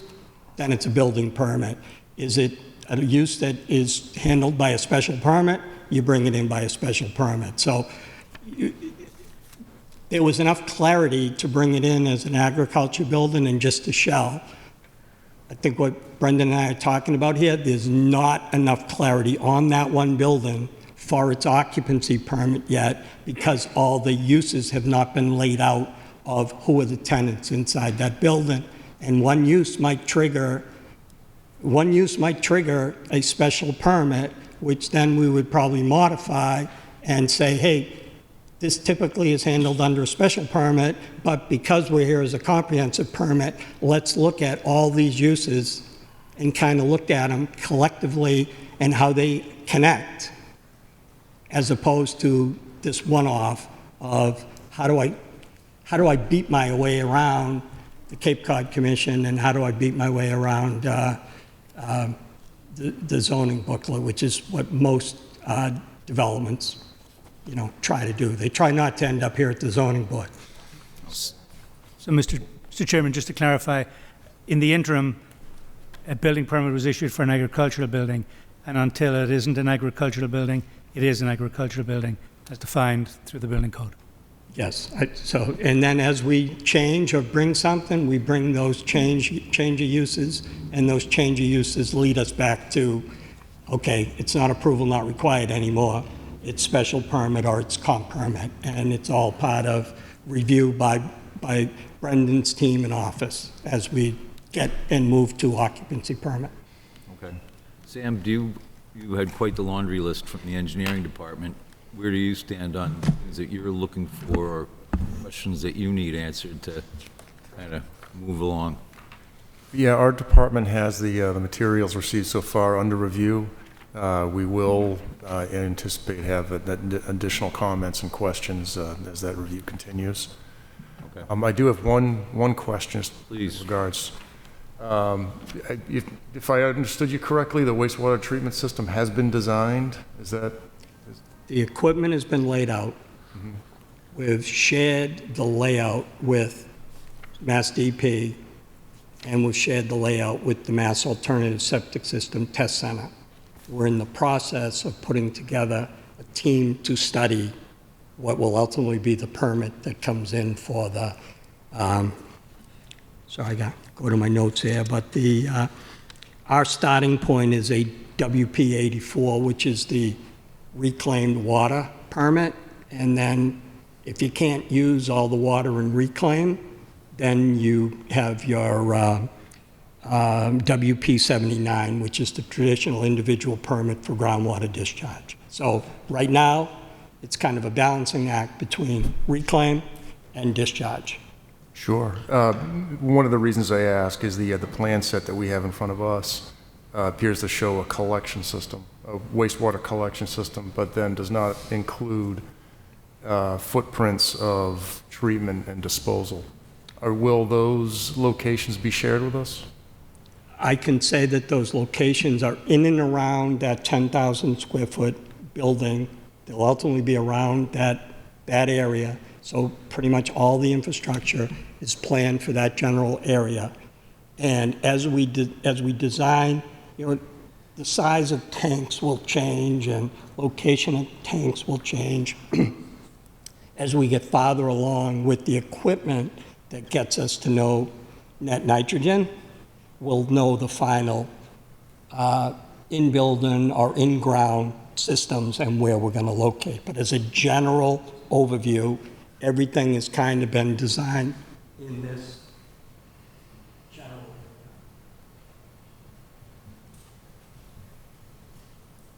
And I'm not saying this to, it's a state permit. It's a state permit, so we have to get the guidance from them, and then our engineers can bring back the designs that preserve the health, welfare, and safety in that area as it rolls through your review. So the first place I got to get my answer from is them on the equipment and the design that we're using, and then I can better locate it. But it doesn't really take up a lot of room ultimately to treat, process, and reuse the water. Part of our review is just looking at space requirements and for the other infrastructure that then needs to be on the site. So right. I understand your... So again, it can all be fit in that general area. There's no reason that it needs to be in a building. It can all be outside. It can be in a building. It can be outside. Is the equipment going to work the way Mass DEP and EPA wants it to work? So ultimately, there'll be a federal permit and there'll be a state permit when we're done permitting that system. And then you will be able to share those locations with us. Again, that's something that comes to the occupancy permit. Like until you have a building, you don't need a wastewater system. And if along the way, there's a connection to the base, we'll sign up for that. If there's a wastewater facility somewhere else in town that has capacity, we'll sign up for that. So there's still some juggling going on as to where is the wastewater plan for the town going to land? And then if there is no wastewater plan for the town, how do we self-contain and make ours self-sufficient? So, to us, we have to do it to get occupancy right now. If there was a tie-in feature somewhere in the future, then we'd tie into that like we're doing in Yarmouth.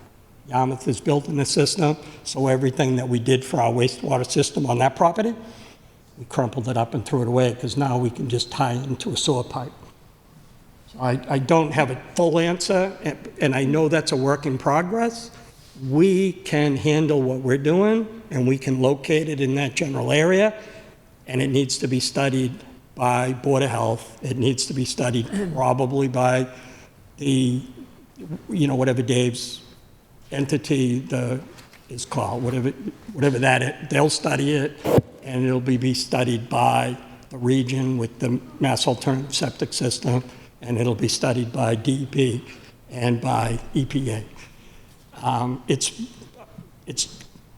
It's beyond studied. When you ultimately put one of these systems in, it's studied by everybody. So I'm not trying to skirt around that you don't have the right to study it. You'll be studying it.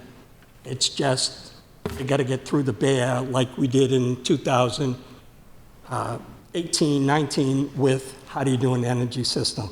These type of system, a regulatory process, it takes a while.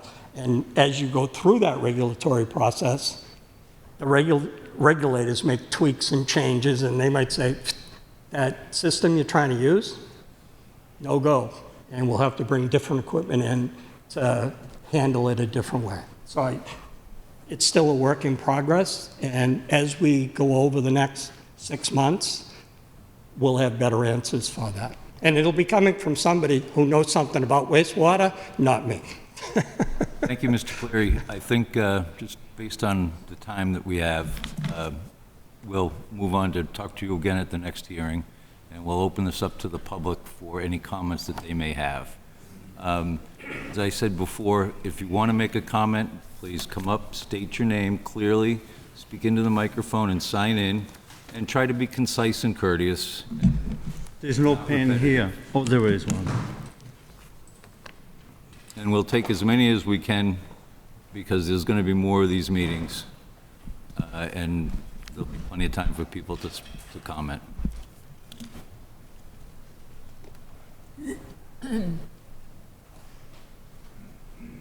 Joe Silva from 30 P. Avenue Drive.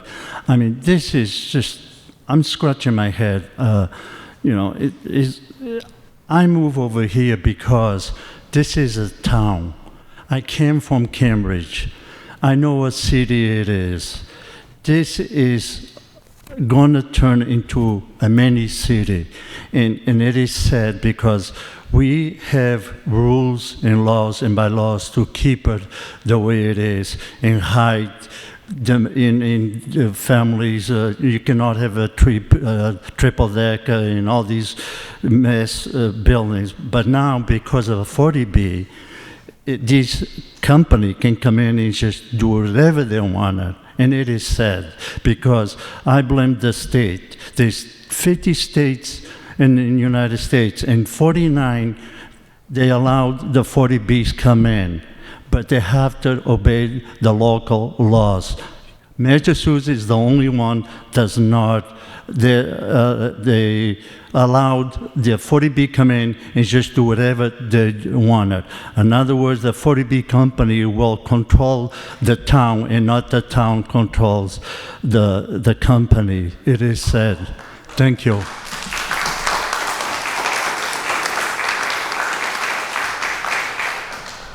My name's Ethan Schaff. I just had a quick question for perhaps the developers. It's just a point of clarification, actually. Did, in fact, you indicate that you'll be putting up... Direct your questions to the board and respond to... All right. Sorry about that. No, not a problem. Was it, in fact, indicated, if we were looking at the diagram from before, was it, in fact, indicated right there that you are going to build a fence blocking access to Peters Pond? I thought that was indicated, but I'm just trying to get clarification. Jonathan or Mr. Cleary? No. That silver area on the plan, that's the solar energy. The fence is around that. So there's no, that right-hand side of green area where the pond is up there, total access through that area. So, There's no fence around that 45-acre parcel. It's around that silver area of the energy system. so will all 144 units and the occupants inside those units then have access to Peters Pond? Is this being marketed as a recreational boating community?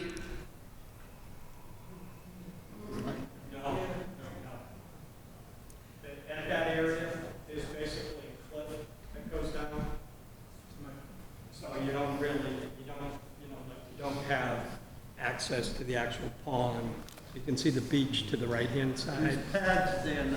Right? That area there kind of goes down in the slope, so they wouldn't really be going through that area to get to the pond. My concern is that you're going to have young kids there, and I'm addressing this to the board. Ultimately, those kids will find a way down to that pond. I think it is folly, and I think you know it's folly. The attractive nuisance in this case, though it's not a nuisance, but it is an attractive nuisance, is that pond. They will find a way down to that pond. And ultimately, 144 and whatever future development this is subject to will ruin that pond.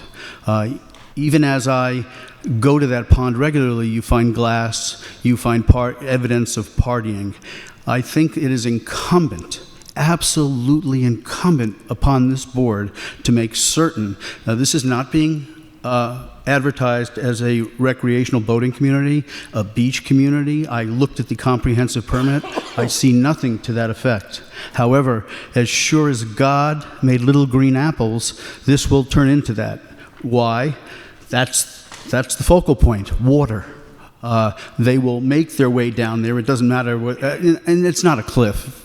There's plenty of people who will go down there, and they will get down there, they will use that pond, they will overuse that pond, because what you have is a plethora of units in a very small area. They will find a beeline to that pond, and they will overuse that pond, and they will destroy that pond eventually. That's what's going to happen. I think you know that, and I know that. I think it's incumbent upon the board, and I'll finish up with this because I'm being redundant and I understand, to urge/force these developers to make sure that this becomes a community that does not have access to that pond, and it's easy to do it. You can put up a fence, and you can put up a fence that is impenetrable and that's not scalable, so that you protect Peters Pond, because that's not the nature of this comprehensive permit. Nowhere do they say they're going to have a beach/boating community, and it needs to be kept like that. And I urge you, please protect us, protect us, protect us. Thank you.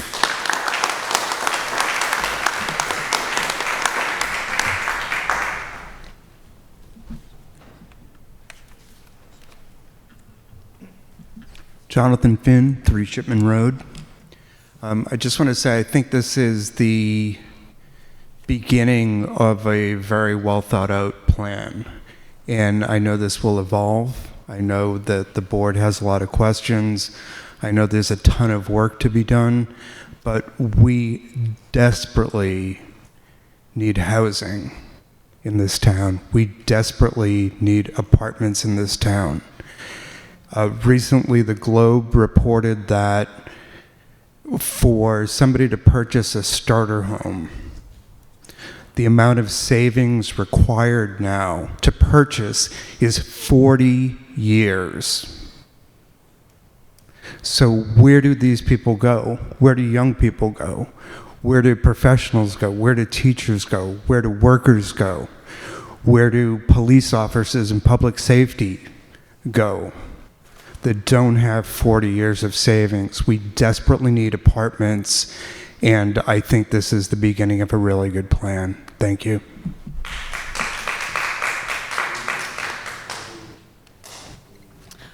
Thank you. Susan Dangle. I'm a resident of Mashpee. I'm also the president of Save Mashpee Wakeby Pond Alliance.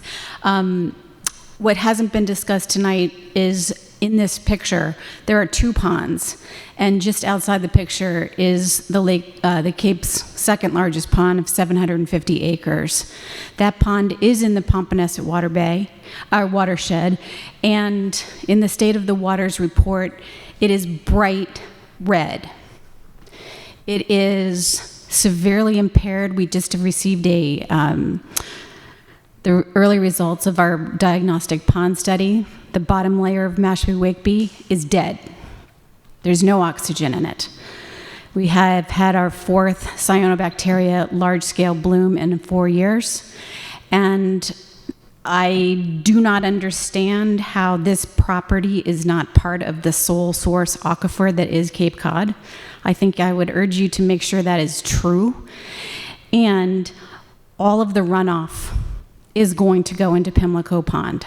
They will take all the excess nutrients that cannot be contained by this property, and then the water will continue on to Mashpee Wakeby. So far, I know we're discussing a potential cluster system north of Wakeby to work with the IMA between Sandwich and Mashpee to sewer part of the northern portion of Wakeby. But beyond that, nothing north of that is on either Mashpee or Sandwich's wastewater plan until either the 50 years out. And we are in serious trouble. So I remain concerned, and he discussed a system being tested at MassTech and DEP. Has it been approved, or is it just in the testing system? Because that usually takes 3 years and a significant amount of testing participants. So I've never heard of one that's just being tested and can poof be put in. So I'm concerned about that. Thank you.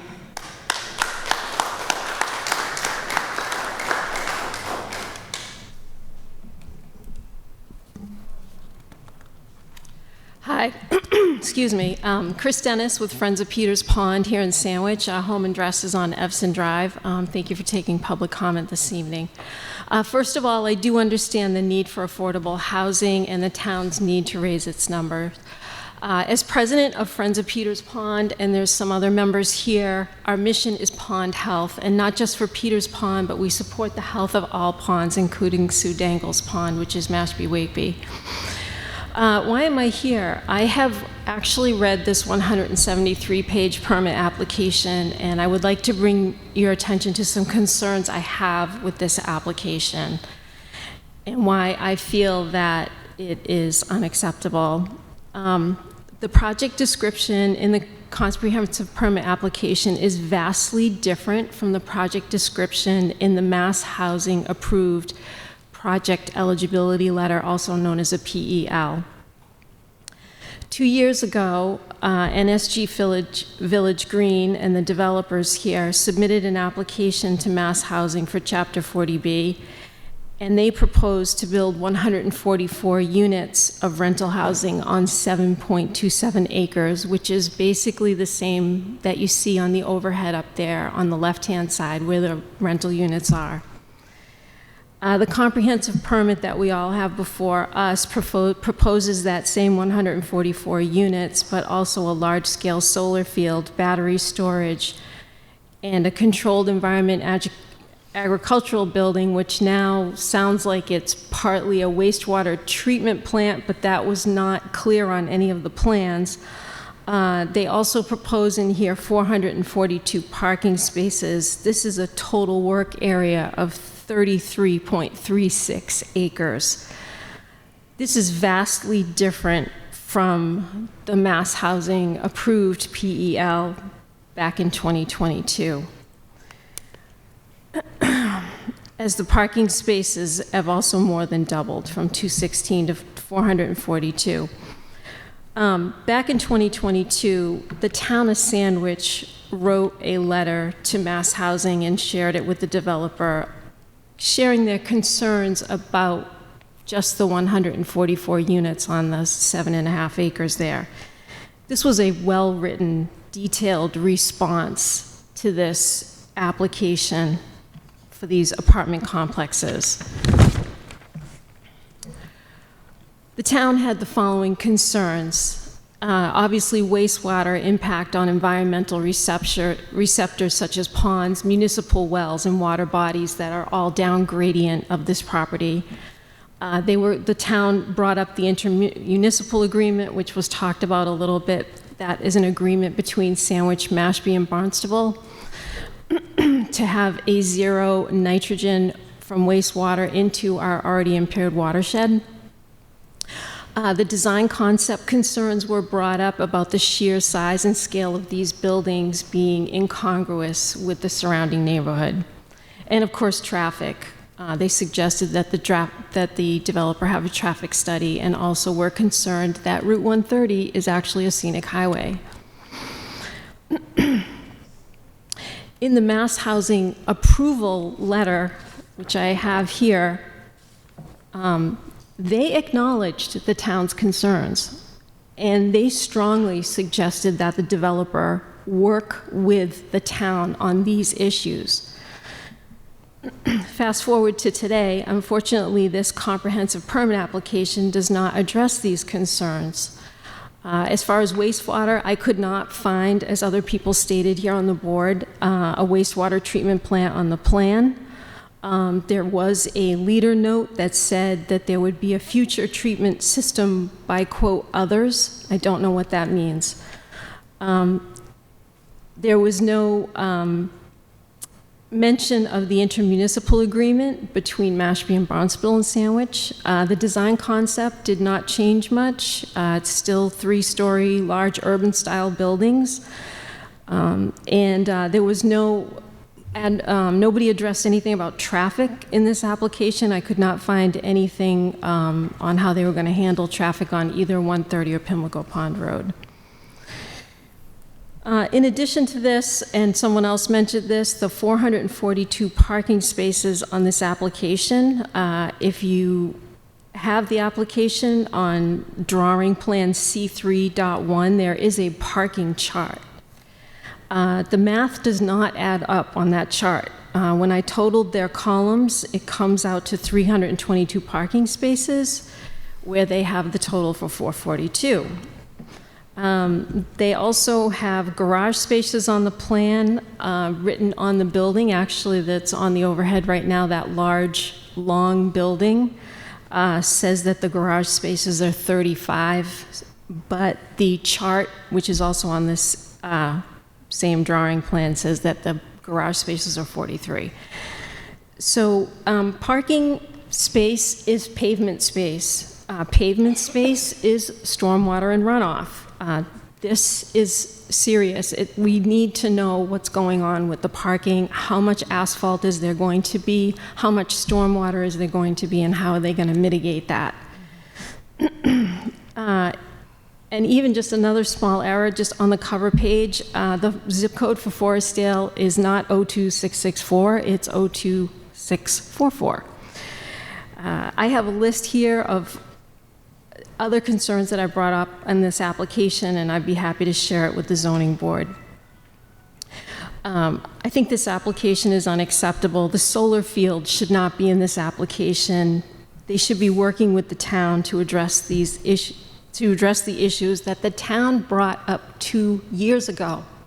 The town wrote an amazing letter, and I would love to forward it to you, and I would love to compliment the author of that letter. And they should have addressed these over the last 2 years. They also need to prove how they're going to protect the environment, including our precious and beloved Peters Pond and other ponds. My suggestion is that the ZBA reject this application. I'd also like to, if it's in this opportunity, I know people are waiting to speak, but would like to extend to our attorney, Dennis Murphy, who's representing Friends of Peters Pond, to follow up on my comment. Thank you.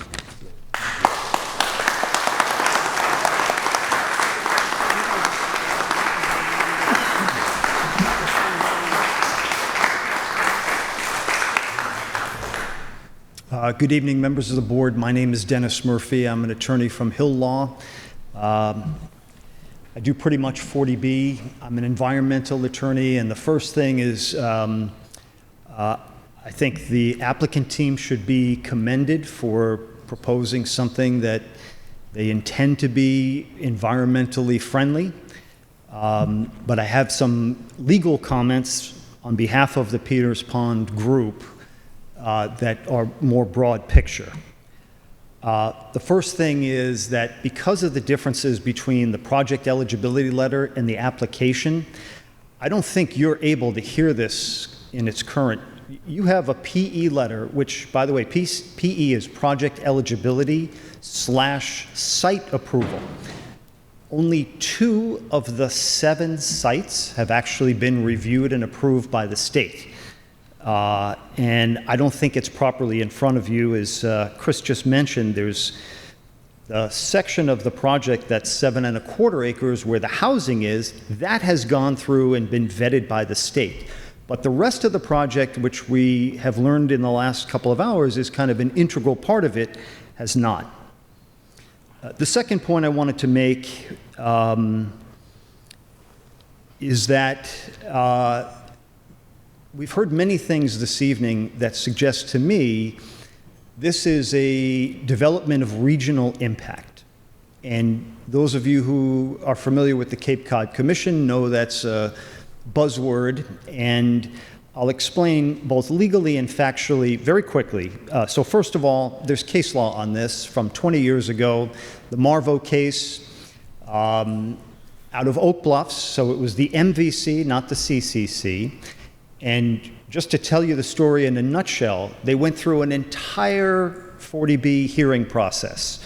Permits got issued, permits got appealed, and eventually a judge decided it was all for nothing because you had to go to the MVC first. There is no material difference. I looked at it again today. This is an area in which I practice regularly. There is no material difference between the Cape Cod Commission and the MVC statute with regard to whether 40B. Now, I know there are staff people, including on the Cape Cod Commission, who think that 40B ought to be exempt.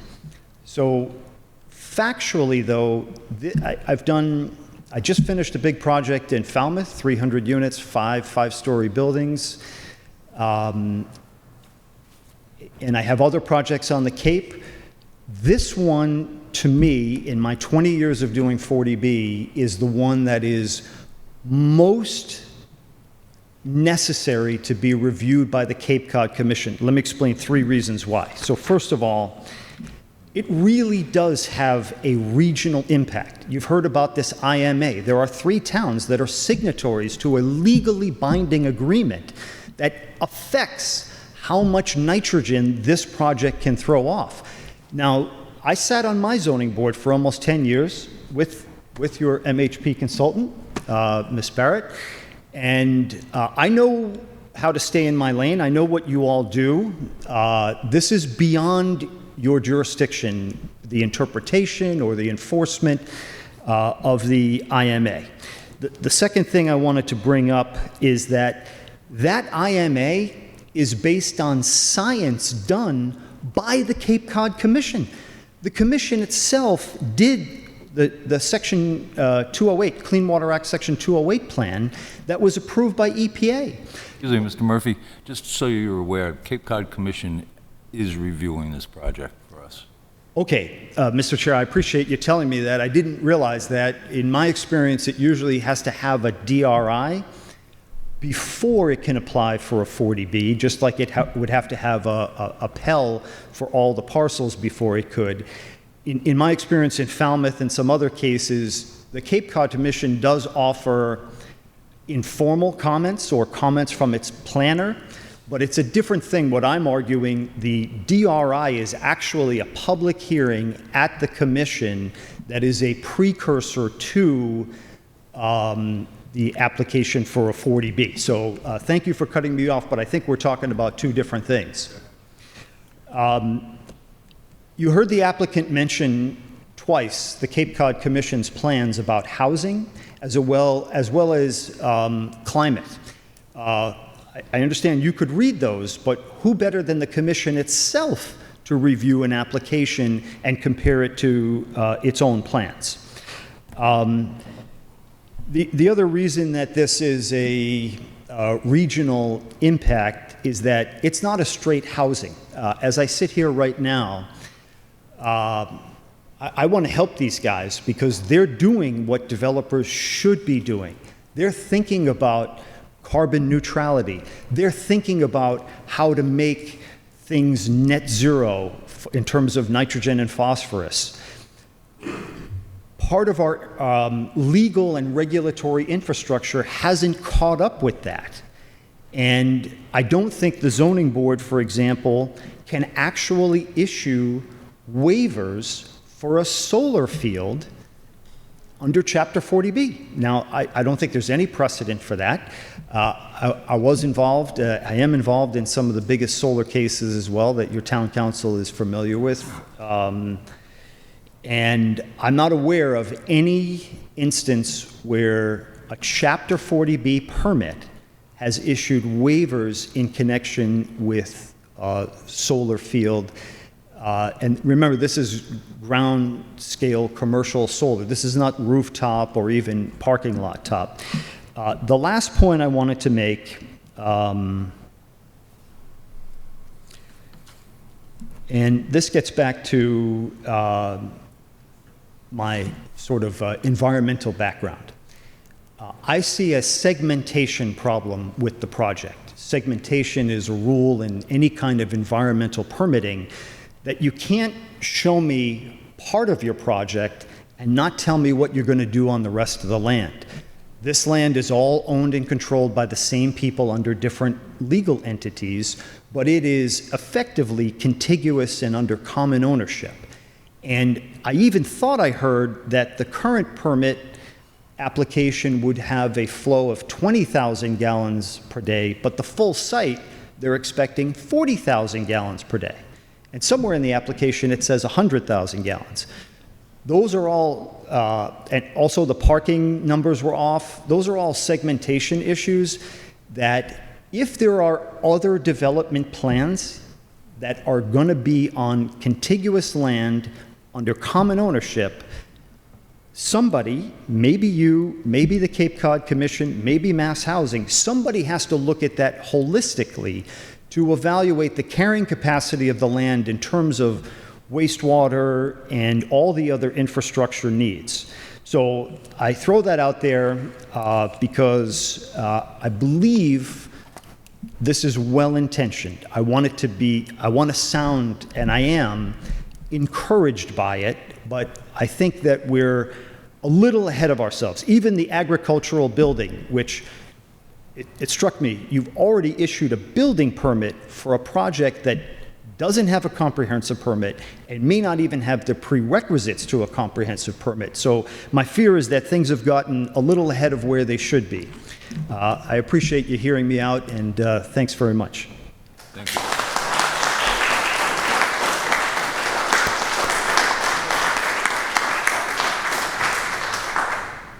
Mr. Chairman, may I? Judy, yes, please. Amy Questle, Town Council. Just to address Attorney Murphy's comments, I agree with most of what he said. I think that the PEL does not match the project that was described. So we will need some kind of confirmation from Mass Housing that the project that they're describing is part of this project eligibility letter. The other issue that he brought up was the solar, which I also think is a very, very good point. There is a mention of solar in the PEL, the 2022 PEL. It doesn't sound like the solar that that Mass Housing reviewed is of the capacity of this solar field. And they are asking for waivers for this solar field. So I would say that if this solar field, if there were going to be waivers granted for this solar field, this solar field has to be dedicated to this project. They cannot be selling that power back to the grid or to anything else. And again, Attorney Murphy is correct. There is no precedent on this. That is just my opinion on looking at these 40Bs for quite a while now. And then the only other thing is that I don't necessarily agree with Attorney Murphy on the Cape Cod Commission, his point about the Cape Cod Commission. There is the Dennis Housing Corporation versus the Dennis Board of Appeals, which is a Housing Appeals Committee decision from 2002, which states that the Cape Cod Commission is considered a local board, meaning that the ZBA or the HAC can override Cape Cod Commission regulations. There's also the Woodland Heights Partnership versus the Bourne Zoning Board of Appeals from 1993 that essentially says the same thing. So I think the Cape Cod Commission review that's happening is more of an informal review. I would not stop that. I think it's great that they are reviewing it. I think they should review it. And then the last point that I just did want to make without confusing things a lot is this whole agricultural aspect, which I also don't really understand. I understand that when the building commissioner is presented with a building permit for an agricultural building, that's what he's presented with, and he gave the building permit for that. Now that we've added more uses or possibly changing uses, I agree with the building commissioner that things may change. That building, just the grant of that building permit doesn't mean go ahead and do whatever you want. Under 40A, Section 3, under the agricultural exemption, agriculture has to be the primary purpose. Clearly, by adding all of these other uses, I'm not sure it's still the primary purpose of the property.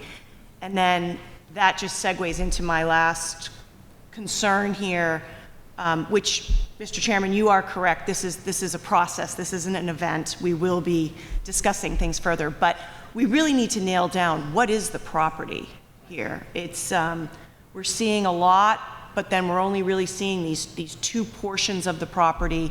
And again, if they're all connected, we have a lot of concerns with regard to the solar and the agriculture. And also, we are missing two major portions of a 40B project that's presented to the ZBA. And the first one is a traffic study, and the second one is the wastewater. We really need to know those two things. So we have a long way ahead of us. Thank you very much. Thank you. All right, now, it's 8:15. How many more people do you think want to speak tonight? Okay. We'll get you three in, and then there's going to be plenty of other opportunities. Pardon me? I just have to leave. Okay, Mary has to leave, so we'll wrap it up. I'm sorry, we have one member that has to leave. So there'll be many more meetings on this. And I apologize, but, you know, if she has to leave, then we have to just close the meeting. Very good. And Thank you for your time there'll tonight. be other opportunities for you to speak. No, this is important. This is important. There's a long way to go on this. People commit to come here. This is important. Make a motion. Exactly. Excuse me. No, I didn't want to use this, but please don't get out of hand. It's just the rule. If a member can't be present for something she's involved in, then we have to stop the meeting. I apologize, but there'll be other opportunities. Come in for 3 hours. Okay. I'd like to Should've come in for 3 I'd like hours. to ask a motion to continue the public hearing. Does the applicant have any questions in terms of... Excuse me, ma'am. We're trying to conduct a meeting. Do you have any question or materials we would want for the next meeting? We're thinking of scheduling for the first meeting in August. You have materials to present that evening? Okay. I'll move we continue this meeting until, what's the first? Pardon me? Before the board leaves, could the board just possibly make a motion to hire a peer reviewer? So that the peer reviewer, if you make a motion to hire a peer reviewer, we can work with staff to get a peer reviewer on board for you. So we would have our own engineer review the process, work with town staff, and then come back with comments on the application. All right, I'll make the motion to hire a peer reviewer. Thank you. Second that. All in favor? Aye. Thank you. Point of order, what time was this meeting scheduled to end? 8 o'clock. And at what time did you present to the commenters with a warning that we were running out of time? At what point did you present to the commenters waiting to present comment? 20 minutes of 8. We allow 20 minutes for public comment. Thank you. I will move we continue this meeting. When's the first meeting in August? August 13th. Move we continue till August 13th. 13th. Second. I think. All in favor? Aye. Aye. You should be ashamed of yourself. This is important. Motion to adjourn? Motion to adjourn? Second. Second. In favor? Aye. Aye. Aye.